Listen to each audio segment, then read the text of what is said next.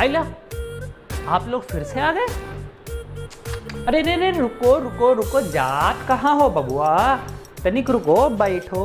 अब आ ही गए हो तो चलो फिजिक्स पढ़ ही लो। अरे हमारा नाम है निशांत यादव। आप और हम मिलके पढ़ रहे थे साथ में फिजिक्स। कहाँ पढ़ रहे थे? फिजिक्स। किस स्टाइल में? शुरू करें?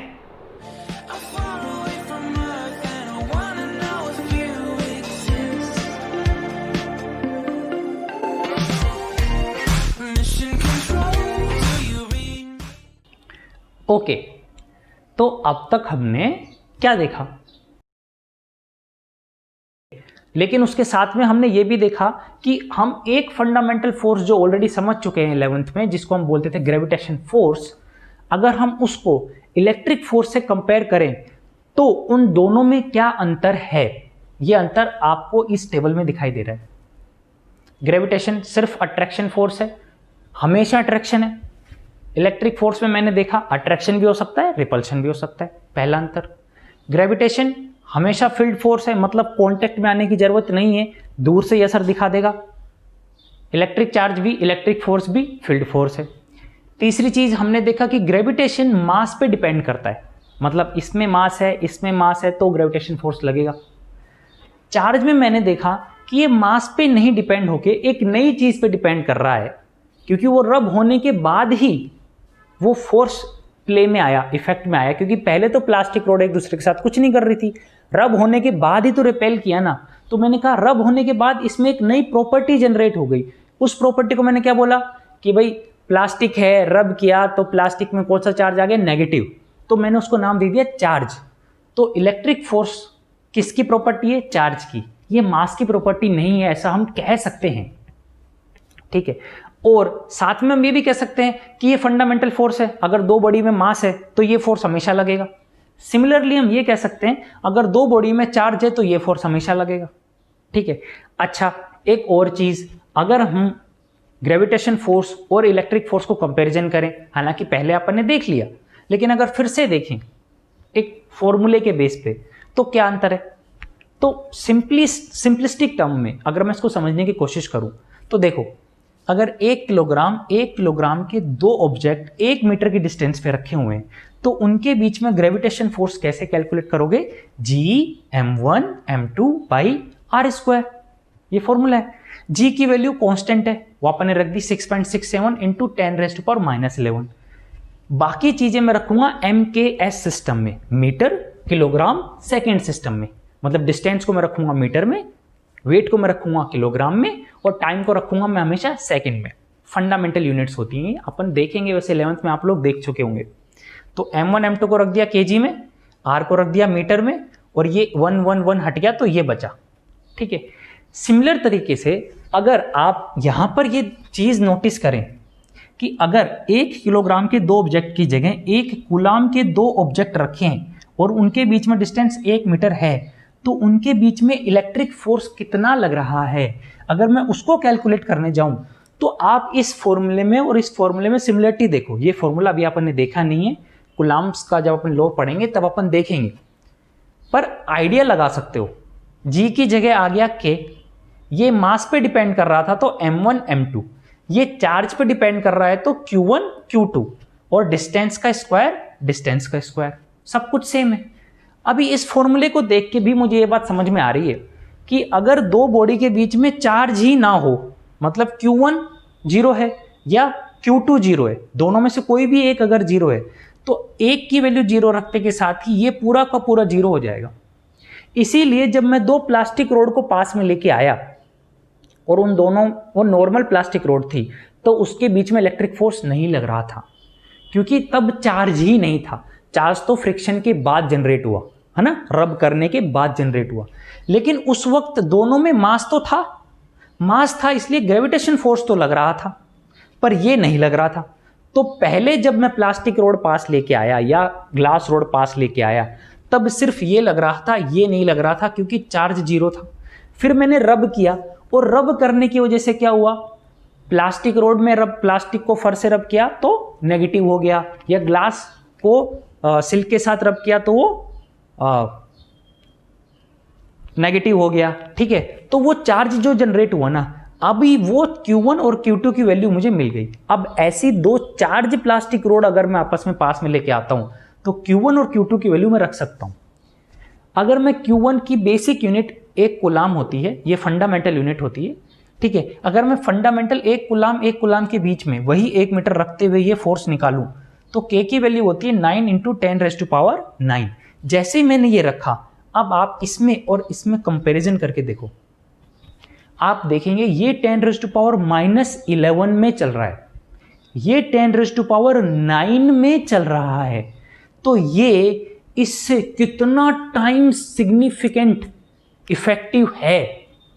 इसलिए जब मैं दो बॉडी को पास में लेके आता हूं और अगर वो दोनों चार्ज्ड बॉडी हैं, जैसे आपने देखा था ना, रब करने के बाद जब मैं दो प्लास्टिक रोड को पास में लेके आया, इस पे भी चार्ज है, इस पे भी चार्ज है, तो आप ये बात नोटिस करो कि वहां पे भी ग्रेविटेशन फोर्स लग रहा है, लेकिन उसका असर इतना कम है कि नया फोर्स इतना ज्यादा हैवी हो गया कि इलेक्ट्रिक फोर्स की वजह से रिपल्शन हैवी हो गया।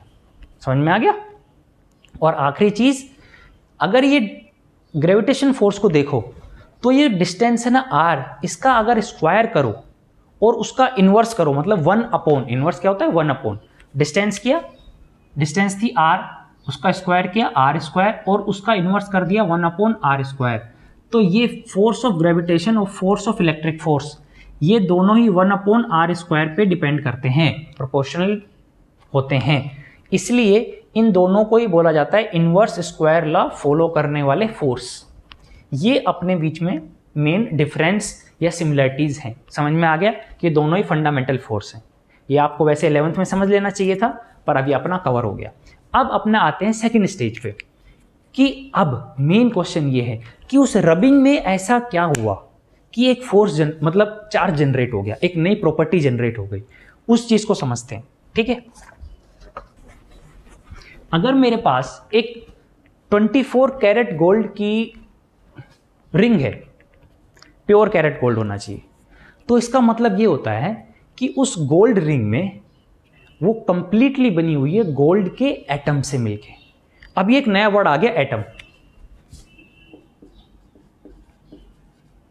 इस चीज को समझने के लिए अपने को ये समझना जरूरी है, एटम और एटॉमिक स्ट्रक्चर, ठीक है। तो अब आप कहेंगे यार ये एटम क्या चीज है, एटम क्या बला है। तो बेसिकली अगर आपको अपनी पीरियडिक टेबल याद हो, है ना, अपन ने देखी ना पीरियडिक टेबल, पढ़ी है ना, उस पीरियडिक टेबल में अगर आप कोई भी एलिमेंट उठाओ, है ना, मैं कहूं जैसे कार्बन, तो अगर मैं कार्बन की गैस लेता हूं, प्योर कार्बन, तो वो क्या होता है, वो बना होता है छोटे छोटे छोटे छोटे कार्बन के एटम से मिलके बना हुआ है। मतलब सिर्फ कार्बन के एटम मिलके जो चीज बनाएंगे वो मैं कहूंगा कार्बन का एलिमेंट है। सिर्फ नाइट्रोजन के एटम मिलके जो चीज बनाएंगे, सिर्फ नाइट्रोजन, वो हो गया नाइट्रोजन का एलिमेंट। समझ में आ गया। ऐसे आप किसी भी एलिमेंट का नाम दे दो, उसके बेसिक फंडामेंटल बिल्डिंग ब्लॉक, मतलब सबसे छोटा वो ब्लॉक जिसको बार बार जोड़ने पे वो चीज बनी है, वो होता है एटम। पहली चीज ये कि एटम कितना छोटा है, एटम का साइज कितना छोटा है, ऐसा क्या हम उसको देख सकते हैं, क्या हम उसको महसूस कर सकते हैं, है ना। तो इसको आप हाँ, एक काम करो, एक्चुअली में अगर आप 1 लीटर एयर लेते हो, कितना, 1 लीटर एयर, उसमें अगर आप कैलकुलेट करो कितने एटम हैं, तो इसमें एटम आते हैं 10⁻23। इसके और भी एग्जाम्पल दिए जा सकते हैं, लेकिन मैं बस एक एग्जाम्पल देना चाहता हूं, ठीक है। 1 लीटर एयर में कितने एटम्स हो गए, 10⁻23 एटम्स हो गए, ठीक है। अब आप कहोगे तो ये कौन सी बड़ी बात है, तो ये कौन सी बड़ी बात है, तो मैं आपको ये बता दूं, पहली बात तो ये चीज कम नहीं है।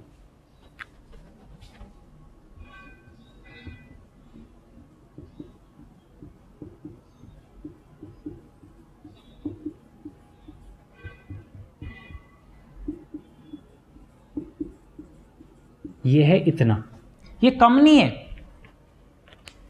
23 जीरोस। फिर से समझो, अगर मैं 1 सेकंड में एक नंबर बोलता हूं, 1 2 3 4 5 6, तो इस नंबर तक पहुंचने में मुझे पता है कितना टाइम लगेगा? अंदाजा लगा सकते हो? इस नंबर तक पहुंचने में मुझे जितना टाइम लगेगा ना, अपने यूनिवर्स को बने हुए जितना टाइम हो गया है,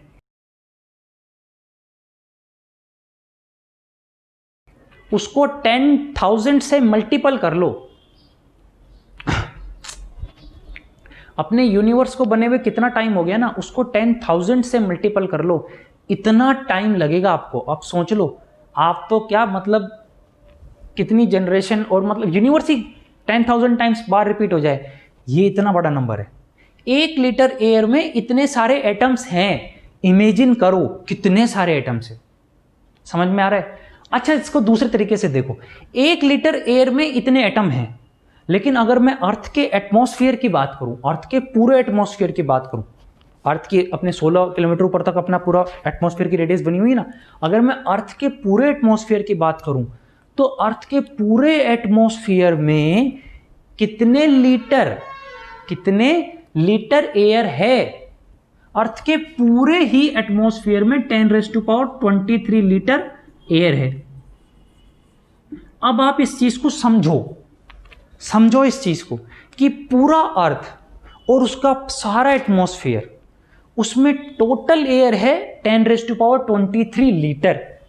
लेकिन अगर मैं सिर्फ 1 लीटर एयर की बात करूं, उस 1 लीटर एयर में खुद में 10⁻23 एटम्स आ गए। अब आप सोचो एटम्स कितने छोटे हैं, इमेजिन कर सकते हो? इमेजिन, इतना छोटा है फंडामेंटल बिल्डिंग ब्लॉक। समझ में आ रहा है? अच्छा, ये तो चलो आपको एक अंदाजा देने का तरीका था। अब अगर मैं एक खुद एटम को स्ट्रक्चर पढ़ने की कोशिश करूं, वैसे तो आपने पढ़ा हुआ है atomic structure, Niels Bohr sir की अभी अपन पढ़ रहे हैं, पर हालांकि वो भी गलत है, पर अभी अपने लेवल पे वही सही है, ठीक है। तो नील्स बोर सर की अगर स्ट्रक्चर में अपन देखें तो क्या होता है, एटम का, अगर आप, अब अपन एक एटम की बात कर रहे हैं, अगर मैं इसको एक एटम मानूं, समझाने के लिए लिख रहा हूं, इतना बड़ा है नहीं, आपको साइज बता रहा हूं। एक एटम का साइज है 10⁻⁻10 मीटर है वो, ठीक है। इस एटम का लगभग सारा स्पेस वैकेंट रहता है, खाली रहता है।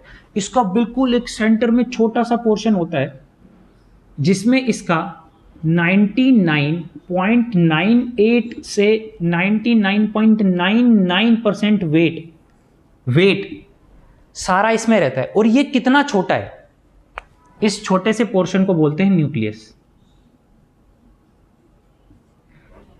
ध्यान से समझना, ये जो अगर एटम की बात करूं, ठीक है, और इस एटम में एक छोटा सा पोर्शन होता है न्यूक्लियस, बहुत छोटा सा। इस न्यूक्लियस में ही ऑलमोस्ट पूरे एटम का वेट होता है, 99.99% वेट। इस न्यूक्लियस के साइज को अगर मैं बड़ा करके समझने की कोशिश करूं, तो सिर्फ समझने के लिए मैं ये कह दूं कि अगर ये न्यूक्लियस है तो इसका साइज होता है 10⁻15 मीटर। अब आप ये कह सकते हो मुझे कि यार इसमें ज़्यादा अंतर नज़र नहीं आ रहा, तो इसको समझने के लिए आप ऐसे समझ सकते हो कि अगर अपने पास एक बहुत बड़ा फुटबॉल का फील्ड है, इमेजिन करो आपके पास एक बहुत बड़ा फुटबॉल का फील्ड है, अगर वो एक एटम के साइज के बराबर मान लूं, अगर वो एक एटम के साइज के बराबर मान लूं, तो उस फुटबॉल फील्ड के एकदम सेंटर पे अगर मैं एक मटर का दाना रख दूं, पी का मटर का दाना, या एक सुई रख दूं, समझ में आ रहा है? तो वो जो मटर के दाने का साइज है ना, वो न्यूक्लियस का साइज है। कंपैरिजन देखो, एक मटर के दाने का साइज एक फुटबॉल के स्टेडियम के साइज के कंपैरिजन में कुछ नहीं है। ऐसे ही एक न्यूक्लियस का साइज एक एटम के साइज के कंपैरिजन में कुछ नहीं। अब आप सोच रहे हो कितना छोटा जाते जा रहे हो। पहले मैंने बोला 1 लीटर एयर में 10⁻23 एटम्स है। अब मैंने बोला एक एटम की अगर खुद की बात करूं तो ये एटम लगभग पूरा वैकेंट है। और इस एटम में 99.99% वेट इसके न्यूक्लियस में रहता है, और वो न्यूक्लियस खुद इससे देखो कितना छोटा है, ट्रिलियंथ पावर में छोटा जाता है, इतना छोटा है, मतलब फुटबॉल स्टेडियम के अंदर मटर रख दो, वो मटर है न्यूक्लियस, अगर फुटबॉल स्टेडियम में एटम। समझ में आ रहा है? सारा वेट इस एटम का है यहां पर। इसके न्यूक्लियस में रहते हैं दो प्राणी, प्रोटॉन और न्यूट्रॉन। ठीक है, ये प्रोटॉन होता है पॉजिटिव चार्ज और न्यूट्रॉन होता है न्यूट्रल, मतलब इसमें कोई चार्ज नहीं होता। ठीक है, अब बात सुन लो। वैसे तो अपनी बुक्स में लिखा हुआ है कि प्रोटॉन और न्यूट्रॉन का वेट सेम रहता है, पर एक्चुअली में ऐसा होता नहीं है। न्यूट्रॉन प्रोटॉन से थोड़ा सा हैवी रहता है, पर अपने लिए अभी अपन ये बोल देते हैं कि बराबर है। तो मास ऑफ प्रोटॉन और मास ऑफ न्यूट्रॉन होता है 1.67 अप्रोक्सीमेटली इंटू 10⁻⁻27।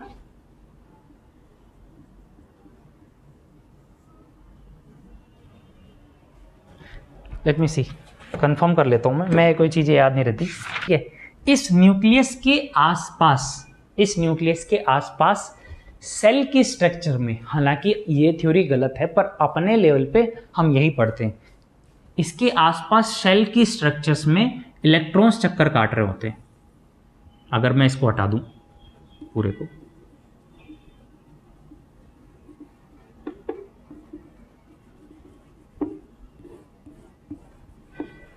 तो इसके आसपास ऐसे सेल की स्ट्रक्चर्स में, अब पहली बात तो आपको ये समझनी पड़ेगी, सेल के स्ट्रक्चर्स, ये आपको जो सर्किल दिखाई दे रहा है ये ऐसा नहीं है, ये 3D में इमेजिन करो। 3D में कैसे इमेजिन करोगे कि अगर ये सेंटर है ना, तो अब आप ऐसा समझो कि एक फुटबॉल ले लो, फुटबॉल, उस फुटबॉल के एकदम सेंटर में न्यूक्लियस है, तो जो फुटबॉल की जो आउटर लेयर हो गई ना वो 3D पूरा, एक ऐसा सर्किल नहीं, एक पूरा 3D एक आउटर लेयर हो गई ना, वो एक शेल हो गई। अभी सोचो, इमेजिन करो कि मैंने एक बड़ी फुटबॉल ले ली, उस बड़ी फुटबॉल, अब ऐसे ही एक और बड़ी फुटबॉल ले ली, एक बड़ी फुटबॉल के अंदर एक छोटी फुटबॉल रखिए, उस छोटी फुटबॉल के अंदर एक और छोटी फुटबॉल रखिए, और उसके सेंटर में जो है वो है न्यूक्लियस। समझ में आ गया? तो ये जो 3 फुटबॉल की लेयर अपने को दिखाई दे रही ना ऐसे 3D में, इधर इधर इधर, ये पूरा एक 3D में अपना एक शेल होता है। इस शेल में इलेक्ट्रॉन्स चक्कर काट रहे होते हैं। ठीक है, यहां पे इलेक्ट्रॉन्स हैं, यहां पे इलेक्ट्रॉन्स हैं, मतलब इस सेल्स में इलेक्ट्रॉन चक्कर काट रहे हैं। ठीक है, और ये इलेक्ट्रॉन्स का जो वेट होता है ये होता है 9.1 इंटू 10⁻⁻31 kg। ठीक है, अब दूसरी चीज एक और देखो, मतलब हम अगर देख रहे हैं कि एलिमेंट्स को हमने तोड़ना स्टार्ट किया, तो एलिमेंट्स का फंडामेंटल बिल्डिंग ब्लॉक क्या आया? एटम। एटम्स को जब मैंने समझना चालू किया तो एटम्स के फंडामेंटल बिल्डिंग ब्लॉक क्या है? 3। वैसे हालांकि इसके भी नीचे आता है, क्वार्क्स आते हैं, पर अभी अपने लेवल पे नहीं है। एटम्स के फंडामेंटल बिल्डिंग ब्लॉक की अगर अपन बात करें तो वो है न्यूट्रॉन, प्रोटॉन और इलेक्ट्रॉन। न्यूट्रॉन, प्रोटॉन और इलेक्ट्रॉन। अब अगर आप ध्यान से देखोगे तो जो न्यूट्रॉन होता है ये न्यूट्रल होता है, प्रोटॉन जो होता है ये पॉजिटिव चार्ज होता है, और इसमें चार्ज होता है 1.6 इंटू 10⁻⁻19 कूलाम। एक प्रोटॉन में इतना चार्ज होता है। ये जो इलेक्ट्रॉन होता है इसमें चार्ज होता है नेगेटिव ऑफ 1.6 इंटू 10⁻⁻19 कूलाम। ये तो हो गया इनके बीच में चार्ज। ठीक है, अगर मैं इनके वेट की बात करूं तो इन दोनों का वेट न्यूट्रॉन और प्रोटॉन का लगभग सेम होता है, और वो होता है 1.67 इंटू 10⁻⁻27 kg। ठीक है, और इलेक्ट्रॉन का वेट इनसे कम होता है, वो होता है 9.1 इंटू 10⁻31 kg। ठीक है, न्यूट्रॉन और प्रोटॉन मिलते हैं न्यूक्लियस में, और ये होते हैं न्यूक्लियस के बाहर। ये अंदर होते हैं, ये बाहर होते हैं। ठीक है, अब देखो इस चीज को समझने की कोशिश करो। फ्रैंकलिन सर के हिसाब से क्या हुआ, न्यूक्लियस में है प्रोटॉन और न्यूट्रॉन, और आउटर शेल में चक्कर काट रहे हैं इलेक्ट्रॉन। हमने ये भी देखा कि ये पॉजिटिव चार्ज है और ये नेगेटिव चार्ज है। अच्छा, आपने अपने पीरियडिक टेबल में एक चीज और देखी होगी, और वो चीज देखी होगी एटॉमिक नंबर।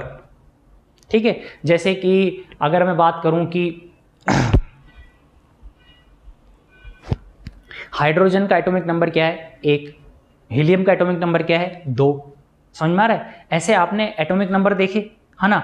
तो ये जो एटॉमिक नंबर होते हैं ना, ये रिप्रेजेंट करते हैं बेसिकली हमारे नंबर ऑफ प्रोटॉन्स को।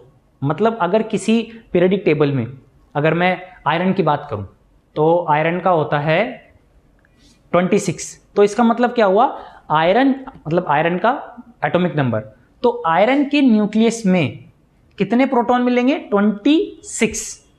लगभग जितने प्रोटॉन होते हैं ना उतने ही न्यूट्रॉन होते हैं, पर ऐसा जरूरी नहीं होता है, ये चीज अपन कभी बाद में देखेंगे। जितने प्रोटॉन होते हैं उतने ही एक न्यूट्रल एटम में इलेक्ट्रॉन होते हैं। तो अगर जैसे आयरन की बात करूं तो आयरन में 26 तो हो गए, 26 तो हो गए प्रोटॉन और 26 ही हो गए इलेक्ट्रॉन। तो अगर मैं आपसे ये कहूं कि एक आयरन के एटम की, है ना, अगर मैं आपसे ये कहूं कि एक आयरन के एटम की नेट चार्ज निकालो, क्या निकालो, नेट चार्ज, तो आप नेट चार्ज कैसे निकालोगे,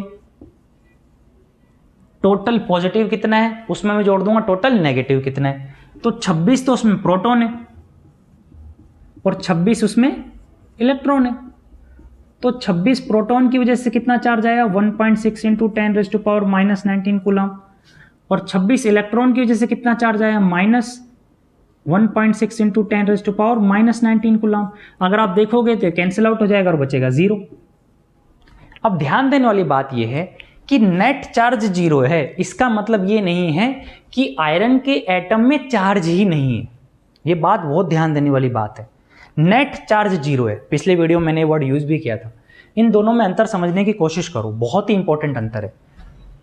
मतलब ये जैसे कि मान लो मैं ये कहूं कि मेरी जेब में 10,000 रुपए हैं, ठीक है, लेकिन सेम टाइम पे मुझे अपने किसी दोस्त को 10,000 रुपए की उधारी देनी है, तो मैंने उसके लिए 10,000 रुपए का चेक रखा हुआ है, ठीक है। अभी अगर आप मुझसे पूछो कि मेरे पास कितने रुपए हैं, है ना, तो मैं ये कह दूंगा कि 10,000 रुपए हैं तो सही, लेकिन 10,000 रुपए देने भी हैं, तो नेट पैसा हो गया 0।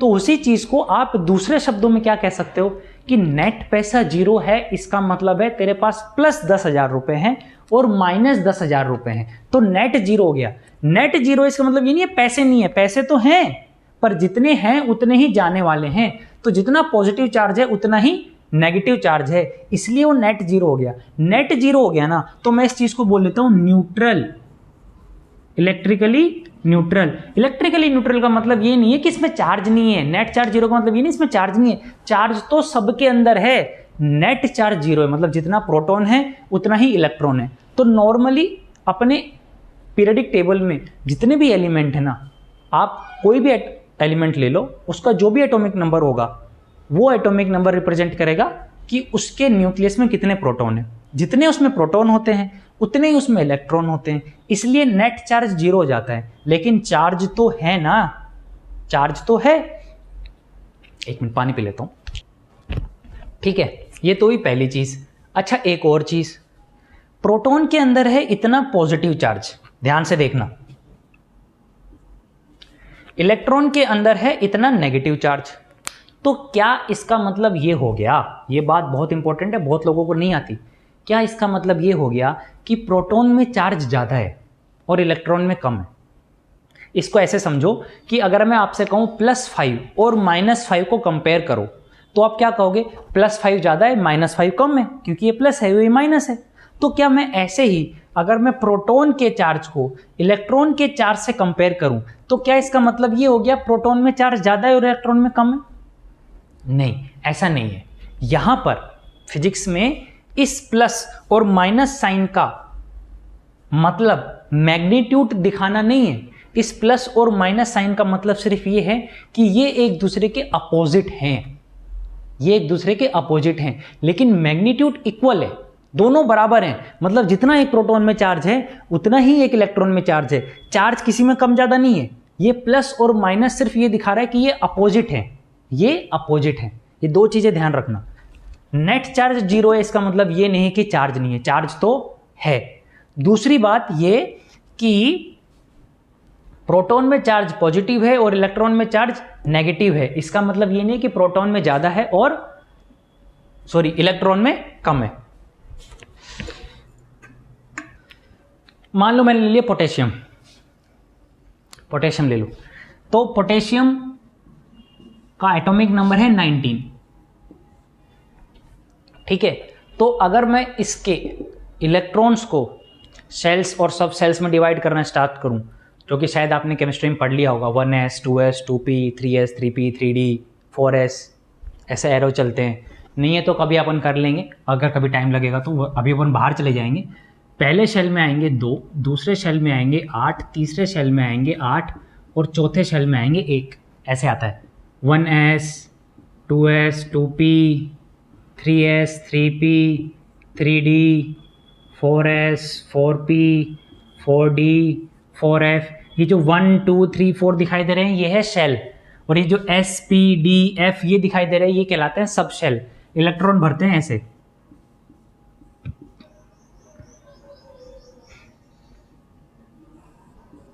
समझ में आ रहा है। तो पहले इलेक्ट्रॉन भरेगा इसमें, s में आते हैं 2 मैक्सिमम, ठीक है, p में आते हैं मैक्सिमम 6, d में आते हैं मैक्सिमम 10, f में आते हैं मैक्सिमम 14, ऐसे।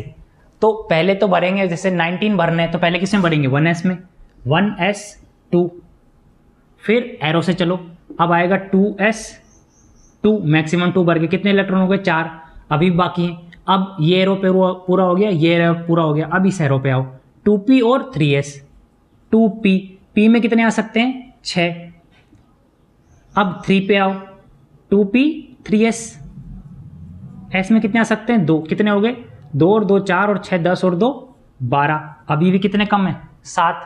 तो अब इस एरो पे आ जाओ, अब आ जाए 3p, p में कितने आ सकते हैं 6, 12 और 6 18, अभी भी एक कम है।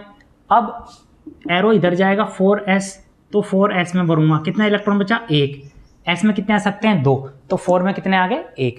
तो अब अगर आप देखो पहले शेल में इलेक्ट्रॉन है 2, दूसरे शेल में है 2 और 6 8, तीसरे शेल में इलेक्ट्रॉन है 3 और 2 और 6 8, और चौथे शेल में इलेक्ट्रॉन है 1।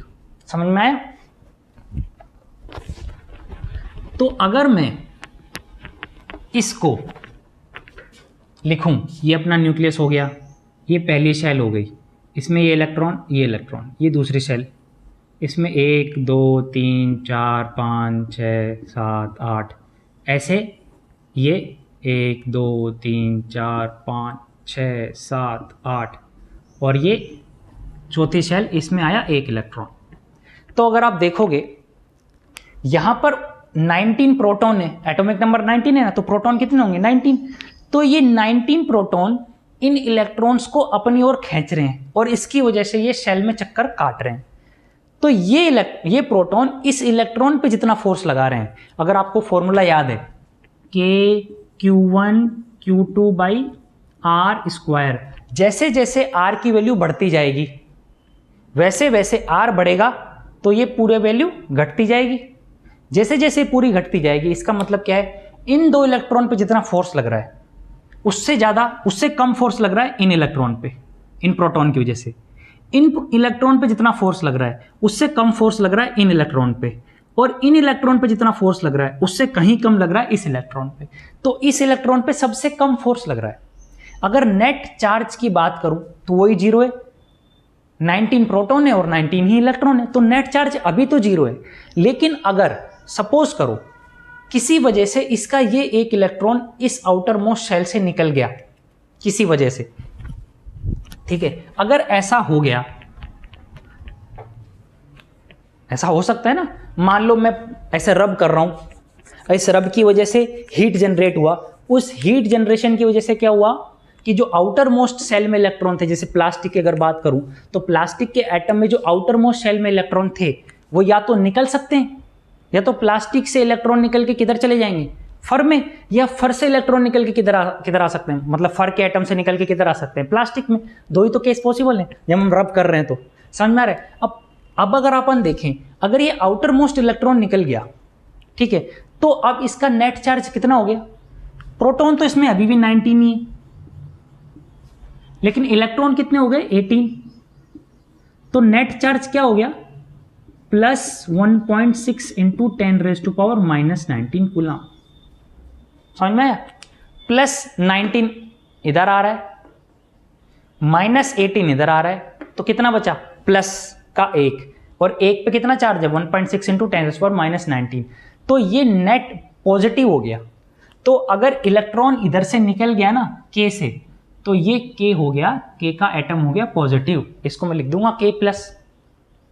और अगर इसमें एक इलेक्ट्रॉन आ जाता कहीं से, सपोज करो कहीं से एक इलेक्ट्रॉन आके इसमें और आ गया, तो अभी इसमें नेट प्रोटॉन कितने हैं, 19। नेट इलेक्ट्रॉन कितने हो गए, पहले 19 थे, एक और आ गया 20। तो अभी अगर मैं नेट चार्ज निकालूंगा तो नेट चार्ज कितना हो जाएगा, अब इलेक्ट्रॉन ज्यादा हो गए ना, तो अब नेट नेगेटिव हो गया। तो अब पोटेशियम जो है वो नेगेटिव चार्ज हो जाएगा। अब आपको ये बात समझ में आई कि कोई भी एटम पॉजिटिव या नेगेटिव कैसे होता है। बहुत ही सिंपल सा तरीका है। अगर आउटर मोस्ट शेल से इलेक्ट्रॉन निकल गए, आउटर मोस्ट शेल से इलेक्ट्रॉन निकल गए, तो नेट प्रोटॉन ज्यादा हो गया, इसलिए नेट पॉजिटिव चार्ज आ गया। अगर आउटर मोस्ट शेल में इलेक्ट्रॉन आ गया कहीं से, तो नेट इलेक्ट्रॉन की वजह से चार्ज ज्यादा हो गया, मतलब नेट नेगेटिव चार्ज ज्यादा हो गया पॉजिटिव चार्ज के कंपैरिजन में, इसलिए मैंने इस पे नेगेटिव चार्ज लगा दिया। ये तो था न्यूट्रल एटम, ये हो गया पॉजिटिव आयन, और ये हो गया नेगेटिव आयन। अब आपको समझ में आया आयन के जनरेशन कैसे होता है। इसी चीज को बोलते हैं आयोनिक प्रोसेस। मतलब न्यूट्रल था, इलेक्ट्रॉन आ गया तो नेगेटिव हो गया, इलेक्ट्रॉन चला गया तो पॉजिटिव हो गया। अपने फिजिक्स में समझने के लिए सिंपल सा तरीका है। ठीक है, क्या ये चीज समझ में आई? अच्छा, अब मैं इस बात को समझ सकता हूं कि जब मैंने प्लास्टिक को फर्श से रब किया था तो प्लास्टिक क्या हुआ था। मैंने कहा था, ऐसा कुछ नहीं है कि अपने को पता था, फ्रैंकलिन सर ने बोल दिया था कि मैं प्लास्टिक को फर्श से रब कर रहा हूं ना, तो प्लास्टिक नेगेटिव हो गया, अपनी मर्जी से बोल दिया था। तो प्लास्टिक नेगेटिव हो गया, इसका मतलब क्या हुआ अगर आप समझो तो प्लास्टिक नेगेटिव हो गया, इसका मतलब क्या है कि प्लास्टिक के एटम में इलेक्ट्रॉन आ गए थे। वो इलेक्ट्रॉन कहां से आए होंगे, जब मैं उसको फर्श से रब कर रहा था तो फर्श से इलेक्ट्रॉन निकलकर प्लास्टिक में चले गए होंगे। तो फर्श से तो इलेक्ट्रॉन निकल गया, इलेक्ट्रॉन निकल गया मतलब इलेक्ट्रॉन कम हो गया, प्रोटॉन बढ़ गया, मतलब फर्क तो हो गया पॉजिटिव चार्ज। और प्लास्टिक में इलेक्ट्रॉन चला गया तो उसमें नेट इलेक्ट्रॉन ज्यादा हो गया, तो वो हो गया नेगेटिव चार्ज। ऐसे अपना चार्ज का रिडिस्ट्रीब्यूशन होता है। चार्ज कैसे जनरेट होते हैं, एटम की स्ट्रक्चर्स कैसे होती है, नेट चार्ज क्या होता है, ये समझ में आया। एटम्स के सेंटर में होता है न्यूक्लियस, न्यूक्लियस में होता है प्रोटॉन और न्यूट्रॉन, और उसके आउटर मोस्ट शेल में चक्कर काट रहे होते हैं इलेक्ट्रॉन। हालांकि ये थ्योरी गलत है, अपन अगर आप बाद में पढ़ोगे तो वेव थ्योरी पढ़ोगे, वो अलग होती है, पर अभी अपने काम की नहीं है। एटॉमिक नंबर मतलब पीरियडिक टेबल में किस नंबर पे कौन एलिमेंट बैठा है। एटॉमिक नंबर का मतलब क्या होता है, एटॉमिक नंबर का मतलब हो गया कि उसके न्यूक्लियस में कितने प्रोटॉन हैं। तो एटॉमिक मास का मतलब क्या हो गया, या मास नंबर क्या हो गया। आपने देखा हो तो, मैं वैसे ये थोड़ी जनरल चीजें बता रहा हूं, कुछ केमिस्ट्री से मिलती होंगी, कुछ फिजिक्स से मिलती होंगी, तो इन चीजों को देख लो।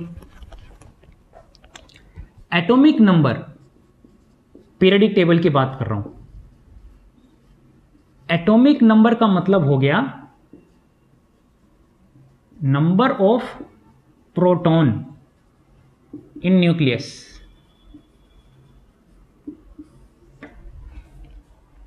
ठीक है, अगर मैं